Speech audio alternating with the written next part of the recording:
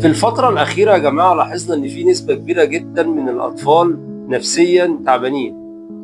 في جملة صادمة بس لازم أقولها: أوقات كتير الطفل مش هو اللي عنده مشكلة، المشكلة الحقيقية في البيت نفسه.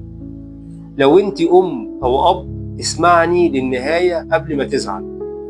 كتير بنشوف أب وأم بيجروا على دكاترة ومراكز علشان يحلوا مشكلة ابنهم، لكن محدش بيسأل نفسه السؤال الأهم: هو أنا ممكن أكون أنا السبب كأم وأب في مشكلة ابني؟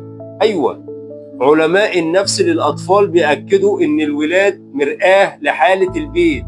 يعني لو الأم عايشة طول الوقت في قلق وخوف وتوتر، أو الأب عايش في عصبية وزعيق، الطفل بيشرب الإحساس ده من غير ما حد يحس، زي الإسفنجة بالظبط. الطفل مش لازم يسمعك وانت متوتر علشان يتأثر، هو زي الرادار بالظبط، بيحس بكل حاجة حتى لو انت ساكت ما بتتكلمش. المشكلة اننا دايما بنعالج العرض ما بنعالجش المرض. لو الطفل يا جماعة بيكذب بنزعقله، لو الطفل بيخاف بنقول له انت ليه جبان كده، لكن عمرنا ما وقفنا وسألنا نفسنا هو خايف اصلا ليه؟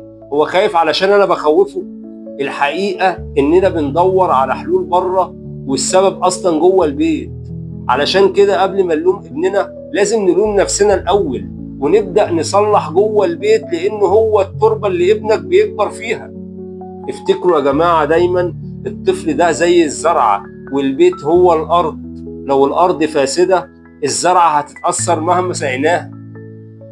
ابنك مش محتاجك تكون مثالي، هو محتاجك تكون هادي ومطمنه ومتوازن معاه.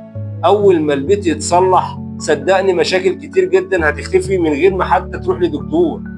لو شايف إن الرسالة دي مهمة ليك شاركها، علشان كل أب وأم يعرفوا إن العلاج بيبدأ من جوه البيت. يا جماعة، العلاج جوه البيت صدقني.